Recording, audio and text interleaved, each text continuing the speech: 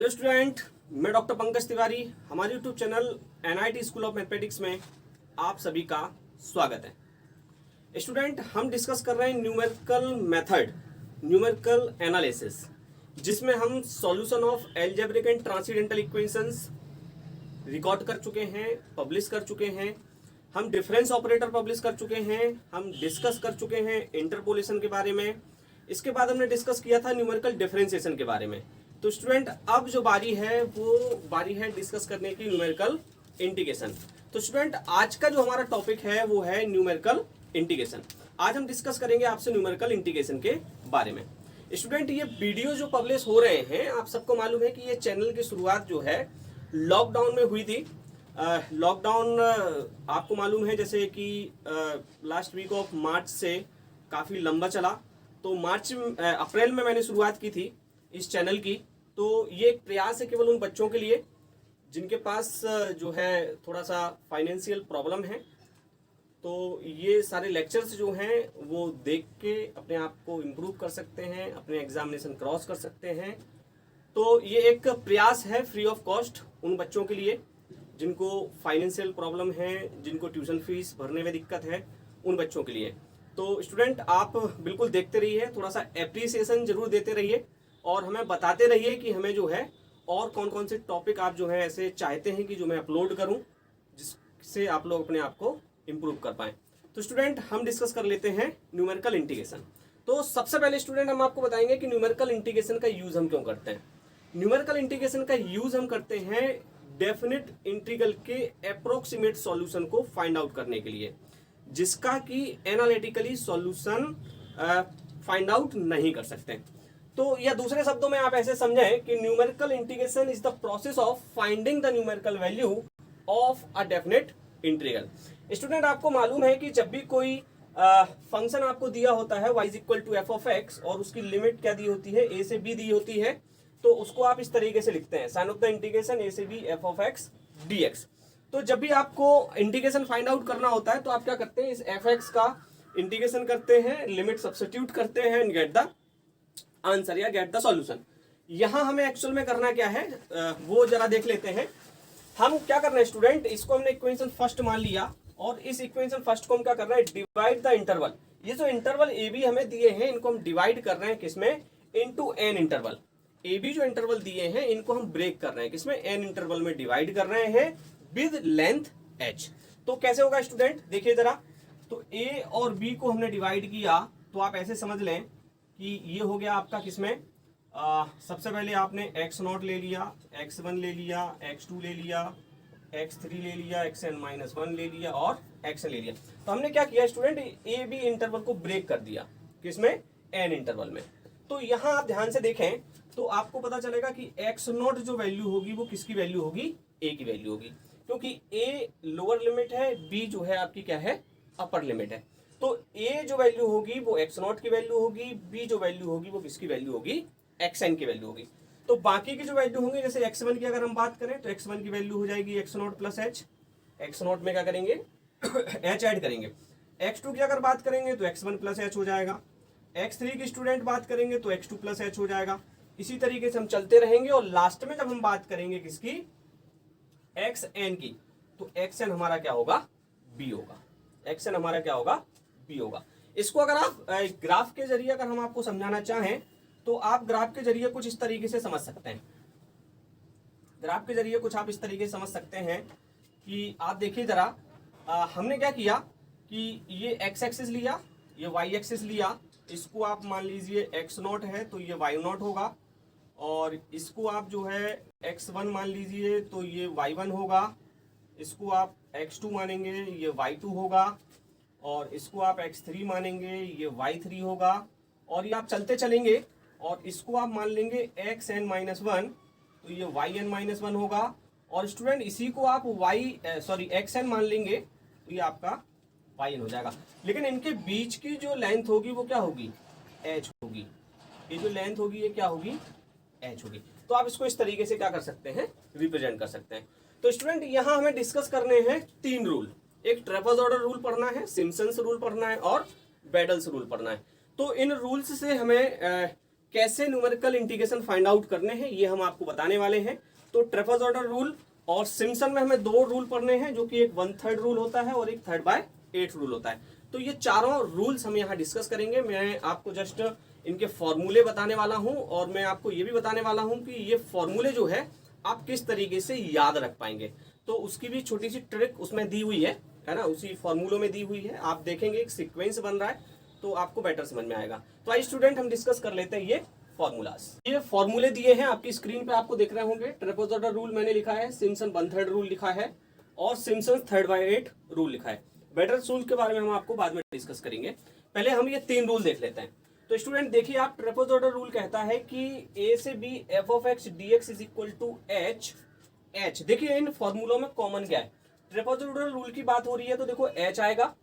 1/3 rule की बात हो रही है तो h/3 आएगा।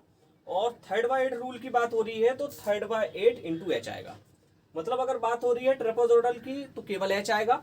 सिम्पसन 1/3 की बात हो रही है तो h इंटू 1/3 आएगा। और 3/8 की बात हो रही है तो h इंटू 3/8 आएगा। तो ये तो स्टार्टिंग का मैंने बता दिया। इसके बाद आप देखिए फर्स्ट टर्म में y0 plus yn divided by 2, मतलब फर्स्ट टर्म और लास्ट का टर्म जो होगा वो दोनों ऐड करके हमें डिवाइड करना है। इसके बाद बाकी के रिमेनिंग टर्म, रिमेनिंग का मतलब ये है कि फर्स्ट और लास्ट का छोड़ के बाकी के सारे टर्म्स हमें यहाँ लिखने हैं। सपोज करो अगर हमें यहाँ केवल 5 टर्म दिए या 6 टर्म दिए, 6 टर्म दिए तो यहाँ हमने पहला टर्म लिया, फिर हमने यहाँ छठवां टर्म लिया डिवाइडेड बाय 2। जब हम पहला छठवां ले चुके हैं तो फिर हम यहाँ उस हिसाब से आगे बढ़ते जाएंगे। क्लियर है। तो स्टूडेंट ये तो बहुत सिंपल है। मैं आपको ये भी बता दूं कि ये एप्लीकेबल कब होता है। ये तीनों अलग अलग कंडीशन में एप्लीकेबल होते हैं। इनके लिए आपको इंटरवल से देखने बहुत जरूरी है। मैं बहुत इंपॉर्टेंट बात बता रहा हूँ स्टूडेंट आपको कि यहाँ जो है इंटरवल विशेष तौर से हमें देखने हैं, क्योंकि अगर क्वेश्चन में प्रॉब्लम में लिखा है कि आपको कौन से रूल से बनाना है तो कोई प्रॉब्लम नहीं है। अगर प्रॉब्लम में नहीं लिखा है तो फिर आपको वहां दिमाग यूज करना है और आपको वहां केवल इंटरवल्स देखना है। जब आप इंटरवल्स देखेंगे तो यहाँ कोई भी इंटरवल आपको दिया हो आप ट्रेपेजॉइडल रूल यूज कर सकते हैं। मतलब किसी भी इंटरवल के लिए, चाहे वो इवन हो ऑड हो, कोई भी इंटरवल हो, उसके लिए आप ट्रेपेजॉइडल रूल यूज कर सकते हैं और अपनी प्रॉब्लम सॉल्व कर सकते हैं। हम सेकंड बात कर लेते हैं सिम्पसन 1/3 रूल की। सिम्पसन 1/3 रूल कहता है h/3 is equal to h/3। अब देखिए y0 plus yn divided by 2 था पहले में, लेकिन यहाँ डिवाइडेड बाय 2 नहीं है। फर्स्ट और लास्ट टर्म जो है ऐड हो रहे हैं plus 4 times y1 y3 y5 और yn-1। मतलब ये सारे के सारे ऑड टर्म चल रहे हैं। कौन से टर्म चल रहे हैं? ऑड। देखिए आप y1 y3 y5 y7 y9 कब तक आएगा? n-1 तक, जितने भी टर्म होंगे उससे एक कम तक। इसके बाद प्लस 2 टाइम्स ये सारे के सारे आपके इवन टर्म्स आएंगे। कहां तक? n-2 तक, मतलब 2 टर्म्स पहले तक। क्लियर है स्टूडेंट। तो देखिए जैसा कि मैंने यहाँ लिखा है for sum of odd ordinates and sum of even ordinates. तो आई होप स्टूडेंट ये आपको समझ आ गया होगा। याद रखना बहुत आसान है। First term last term plus 4 times odd term plus 2 times even terms, या आप ऐसे 2 times even terms plus 4 times odd terms ऐसे समझ लें। तो स्टूडेंट इनको याद रखना आसान है। लेकिन आप सिम्पसन 1/3 रूल अप्लाई कहाँ होता है? सिम्पसन 1/3 रूल अप्लाई होता है केवल और केवल इवन इंटरवल के लिए। अगर इंटरवल आपको इवन दिए हों तभी आप इसको यूज कर सकते हैं। इंटरवल अगर आपको ऑड दिए हों, जैसे 2 4 6 8 इंटरवल आपको दिया है तो आप यूज कर सकते हैं। लेकिन अगर इंटरवल 1 3 आपको दिया हो तो आप इसमें ऑड इंटरवल में आप सिम्पसन 1/3 को यूज नहीं कर पाएंगे। अब हम बात कर लेते हैं सिम्पसन 3/8 की। सिम्पसन 3/8 कहता है 3h/8, वही same y0 plus yn plus 3 times y1 y2 y4 y5 and yn-1 and 2 times. तो आप ऊपर वाले से अगर इसको रिलेट करें तो देखो यहाँ दिखा था plus 2 times sum of even ordinates, तो यहाँ हमने लिख दिया प्लस 2 टाइम्स y3 y6। मतलब हमें 3 से जिन टर्म्स में मल्टीपल हो रहा है वो वाले टर्म्स लिखना है। जैसे y3 y6 y9 y12 कहाँ तक लिखना है? yn-3 तक, जो भी आपका n हो उससे 3 कम तक, है ना। क्लियर है। और ये 3 जो आपको दिया है y1 y4 y5 इसमें से जो 3 मिसिंग है, आगे 6 मिसिंग होगा, फिर 9 मिसिंग होगा। जो यहाँ मिसिंग होंगे वो टर्म्स यहाँ आएंगे, है ना। ऐसा इसलिए भी हो रहा है क्योंकि आप सिम्पसन 3/8 रूल को वहां यूज कर पाएंगे जहां इंटरवल 3 के मल्टीप्लिकेशन में दिए हो। मतलब इंटरवल आपको जैसे 3 और 6 दिए हैं, है ना, तो वो टर्म जिनमें इंटरवल में 3 का मल्टीप्लिकेशन कम से कम होना चाहिए, तभी आप जो है Simpson third by rate 8 rule use कर सकते हैं। तो आप ऐसे समझ लें, फर्स्ट और लास्ट टर्म ऐड हो रहे हैं +3, और ये जो वो टर्म है जिनमें हमें 3 से मल्टीपल जिन टर्म्स में हो रहा है वो टर्म्स हमें नहीं लेना है। जैसे 3 नहीं लेना है, 6 नहीं लेना है, 9 नहीं लेना है। देखो y1 लिया, y2 लिया, 3 मिस कर दिया, 4 लिया, 5 लिया, 6 नहीं लिया, है ना, 7 लिया, 8 लिया, 9 हम फिर मिस कर देंगे। क्लियर है? और ऊपर जो मिस कर रहा है +2 टाइम्स, वो वाले टर्म्स आपको यहाँ लिखना है। तो स्टूडेंट ये सीक्वेंस आप देख लीजिए और इनको आप अपने दिमाग में बिठा लीजिए सीक्वेंस को, क्योंकि एग्जाम में अगर आप फॉर्मूला भूल जाते हो तो ये सीक्वेंस ही आपके जो है काम आने वाला है। क्योंकि न्यूमेरिकल मेथड में इतने सारे फॉर्मूले हो चुके हैं, कितने फॉर्मूले आप याद रखोगे। तो मैं आपको पहले भी बता चुका हूँ, आज भी बता रहा हूँ कि सीक्वेंस हमें जरूर याद रखना है। तो स्टूडेंट डिफरेंशियल इक्वेशन की प्लेलिस्ट भी यहाँ शो हो रही होगी आई टैब पर, आप क्लिक करके डिफरेंशियल इक्वेशन भी वॉच कर सकते हैं। न्यूमेरिकल मेथड भी हमने बहुत सारी अपलोड करके रखी है, आप उसको भी वॉच कर सकते हैं। तो स्टूडेंट वॉच करते रहें लेक्चर्स और अपने आप को इम्प्रूव करते रहें। मैं यूनिवर्सिटी वाइज भी जो है प्लेलिस्ट बना रहा हूँ, तो आप वहाँ से यूनिवर्सिटी वाइज भी प्लेलिस्ट देख सकते हैं। इंजीनियरिंग स्टूडेंट भी जो है वीडियो देख सकते हैं, बेसिक साइंस B.Sc वाले स्टूडेंट भी जो है वीडियो देख सकते हैं। सभी के लिए वीडियो जो है यूजफुल है। तो स्टूडेंट ये तो हमने तीनों रूल की आपको बात बता दी। अब हम क्या करेंगे, प्रॉब्लम्स यहाँ आपके साथ डिस्कस करेंगे। तो उस प्रॉब्लम में हम आपको बताएंगे कि ये रूल हमें किस तरीके से अप्लाई करना है और हमें अपनी प्रॉब्लम को सॉल्व करना है। तो आई स्टूडेंट एक प्रॉब्लम हम यहाँ डिस्कस कर लेते हैं। साइन ऑफ द इंटीग्रेशन 0 से 1 dx upon 1 + x² by using Simpson's 1/3 and third by rate rules. हमें दोनों रूल से एक ही प्रॉब्लम को सॉल्व करना है। तो स्टूडेंट यहाँ मेन इंपॉर्टेंट पार्ट आपका जो है एन का है, मतलब आपको कितने इंटरवल्स तक इसको लेके जाना है। हमने बात आपको स्टार्टिंग में बताई थी ना कि एन जो है एन इंटरवल्स में हम जो है ब्रेक कर देते हैं। हमारा जो भी इंटरवल दिया है, अभी इंटरवल 0 से 1 दिया है, इसको हमें ब्रेक करना है एन इंटरवल में। तो एन हमेशा हमें जो है 6 लेना है। हमेशा का मतलब यह है कि अगर प्रॉब्लम में आपको नहीं दिया है कि आपको रेंज कहाँ तक ले जानी है, आपको कितने इंटरवल्स तक ले जानी है, तो वहाँ n = हम हमेशा 6 लेंगे। उसका रीजन ये है स्टूडेंट कि आपको हमने ट्रेपेजोइडल रूल हमने कहा था कि किसी भी इंटरवल के लिए एप्लीकेबल है, तो 6 है एप्लीकेबल है। इसके बाद हमने आपसे कहा था कि सिम्पसन 1/3 8 जो रूल है वो केवल इवन इंटरवल्स के लिए है, तो 6 इवन नंबर भी है। इसके बाद हमने आपसे कहा था कि 3/8 में वो इंटरवल होने चाहिए जो 3 के मल्टीपल हों, तो 6 जो है 3 का मल्टीपल है, तो 6 जो है तीनों में आप क्या कर सकते हो, यूज कर सकते हो। अगर आपकी प्रॉब्लम में इंटरवल्स कुछ और दिए हों या रेंज आपको कुछ और दी हो तो बात अलग है। अगर नहीं दी है तो हमें वहां n = हमेशा क्या लेके चलना है, 6 लेके चलना है। ये 1/3 रूल और 3/8 रूल हमने पहले से यहाँ नोट डाउन करके रखे हैं। और मैं आपको बता दूं, मैं वहां बता नहीं पाया आपको कि n = होता है a - b divided by b - a divided by h, है ना। या इसको आप ऐसे लिख सकते हो h = b - a divided by n, ऐसे भी लिख सकते हो, है ना। तो यहाँ n हम यहाँ क्या ले रहे हैं, टेकिंग n = 6। जब हम n = 6 ले रहे हैं तो h = b a b, तो 1 - 0 डिवाइडेड बाय 6, तो h = क्या होगा, तो यहाँ से h = हो जाएगा हमारा 1/6। क्लियर है स्टूडेंट। तो अब आप हमें ध्यान रखना आप कि आपको यहाँ जो वैल्यू निकालनी है वो सबसे पहले x0 की वैल्यू निकालनी है। तो x0 की जो वैल्यू होगी वो कौन सी वैल्यू होगी, a हमेशा किसकी वैल्यू होती है, x0 की वैल्यू होती है। और फिर हमें x1 फाइंड आउट करना है, फिर हमें x2 फाइंड आउट करना है, फिर हमें x3 फाइंड आउट करना है। अब क्वेश्चन ये है कि आपको कहाँ तक फाइंड आउट करना है, ये x1 x2 x3 कहाँ तक फाइंड आउट करना है। ये हमने आपसे कहा था कि जो लोअर लिमिट होगी वो x0 होगी और जो अपर लिमिट होगी वो b होगी। तो हमें वहां तक जाना है जब तक कि हमें 1 ना मिल जाए।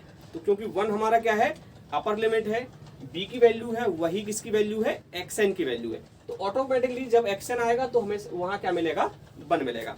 तो आइए फ्रेंड देख लेते हैं। x0 हमने 0 लिखा। अब x1 अगर हम निकाल रहे हैं तो x1 होता है x0 + h। तो x0 हमारा 0 हो गया, इसमें h जोड़ोगे तो आपको मिलेगा 1/6।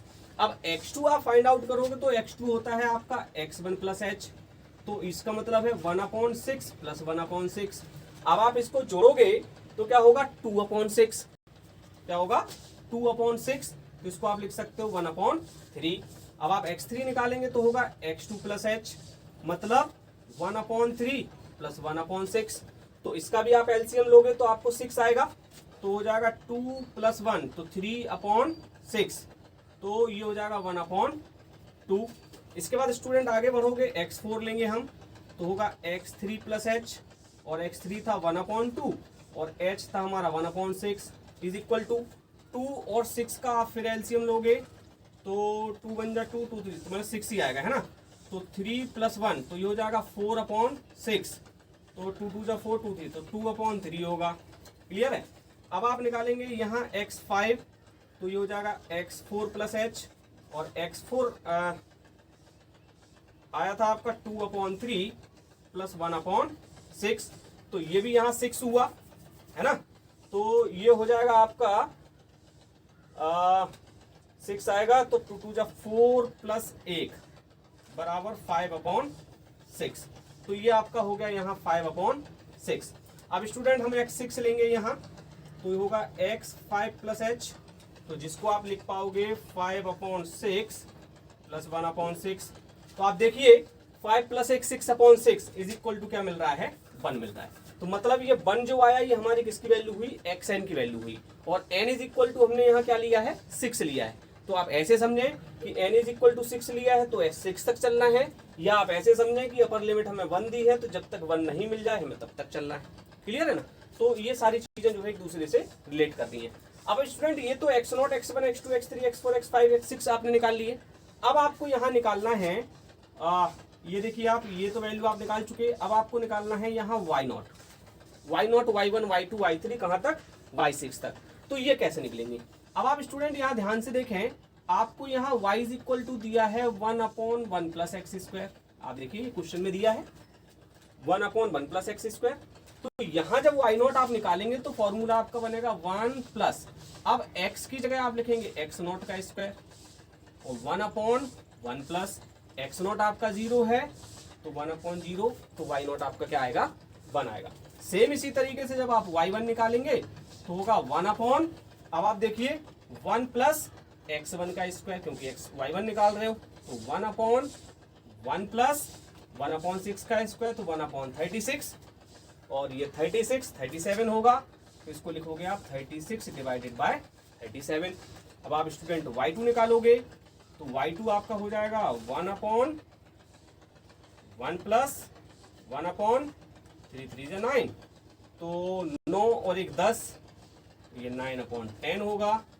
आप y3 निकालोगे 1/1 प्लस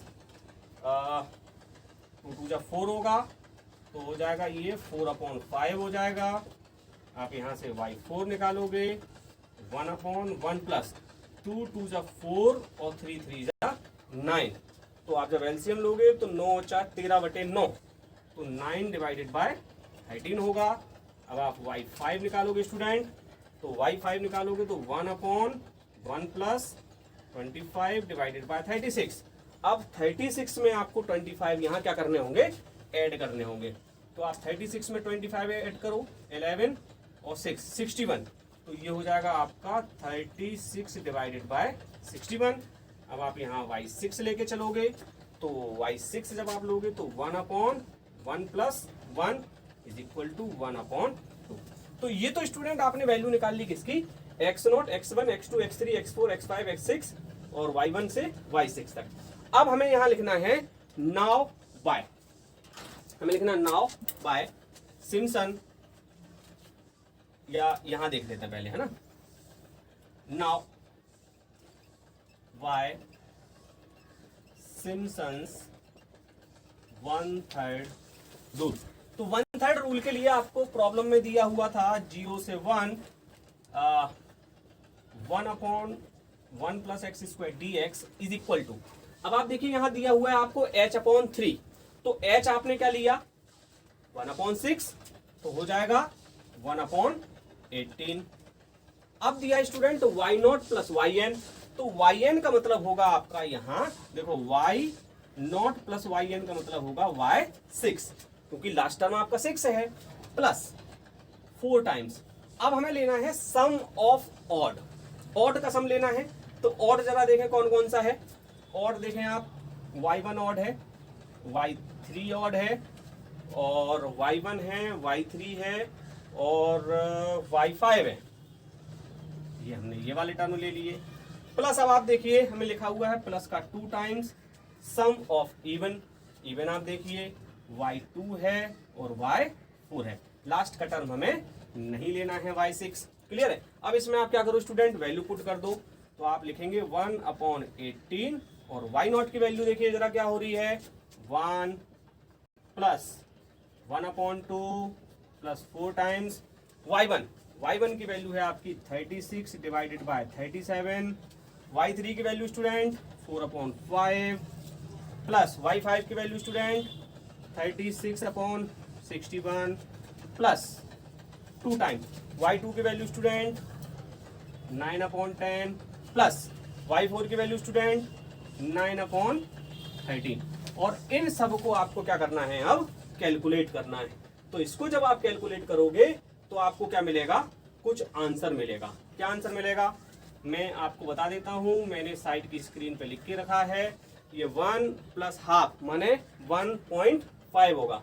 क्या होगा ये, 1.5 होगा। तो आप इसको लिख सकते हो 1.5 plus 4 time.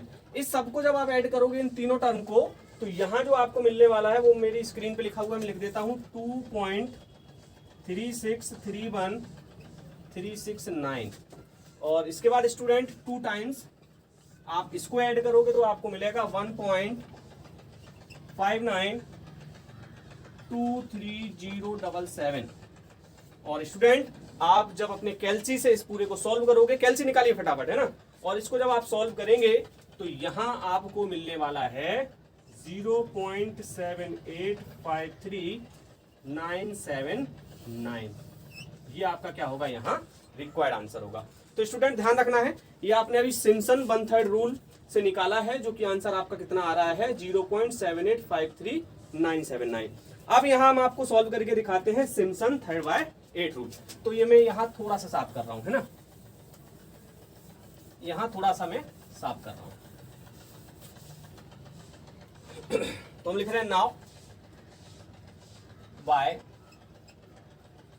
Simpson's 3/8 rule.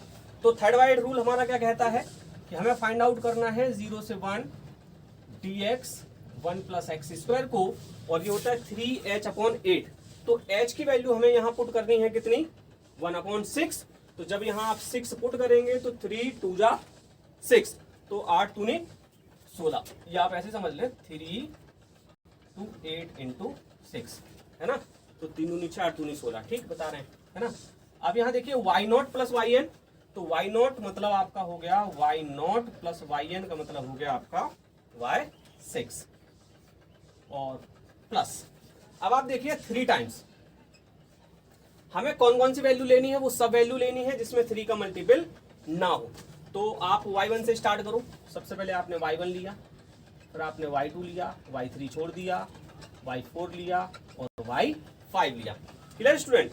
y6 तो वैसे भी नहीं लेना है अपन को, प्लस अब आप देखिए 2 टाइम्स जो जो ऊपर छोड़ा वो अपन को नीचे लेना है। y1 y2 y3 छोड़ा था तो केवल हमें y3 ही लेना है। क्लियर है। अब स्टूडेंट आप क्या करेंगे, ये मैं देखो फिर साफ कर रहा हूं। और स्टूडेंट आप क्या करेंगे, इसको अब आप सॉल्व करेंगे। तो इसमें आप वैल्यू पुट करो। तो ये 3 2 6 तो 1/16 होगा। और y0 की वैल्यू होगी आपकी 1 प्लस y6 की वैल्यू होगी आपकी 1/2 और प्लस 3 टाइम्स y1 की वैल्यू फिर पुट करो आप 36 डिवाइडेड बाय 37 प्लस y2 रखेंगे स्टूडेंट 9/10 प्लस y4 रखो 9/13 और स्टूडेंट y5 आप लिखोगे 36/61 और स्टूडेंट 2 टाइम्स y3 की वैल्यू आपको दी है 4/5। और स्टूडेंट इसको आप फिर अपना कैलसी निकालिए और सॉल्व कर डालिए। तो इसका जो सॉल्यूशन आएगा वो आएगा 0.78539558। तो आप ये कहेंगे कि हम इंटीग्रेशन निकाल रहे हैं, किसी भी रूल से निकाल रहे हैं, लगभग सेम आना चाहिए। तो ये देखिए स्टूडेंट लगभग सेम आ रहे हैं, लेकिन ये देखिए लास्ट के 3 डिजिट जो है मैच नहीं कर, लास्ट के 2 डिजिट। तो ये अप्रोक्सीमेट सॉल्यूशन है, इसलिए थोड़ा सा डिफर हो सकता है, मामूली सा डिफरेंस आ सकता है। तो स्टूडेंट आई होप आपको समझ आया होगा कि किस तरीके से हमें वैल्यू फाइंड आउट करनी है और किस तरीके से हमें फॉर्मूलों में अप्लाई करना है। तो स्टूडेंट ये हमारा पार्ट फर्स्ट था न्यूमेरिकल इंटीग्रेशन का। न्यूमेरिकल इंटीग्रेशन का हम जस्ट पार्ट सेकंड भी लेके आएंगे, और जिस तरीके से आप भरोसा हम पर जता रहे हैं और इसी तरीके से भरोसा जताते रहिए और जो है आप देखते रहिए NIT school of mathematics. Thank you guys.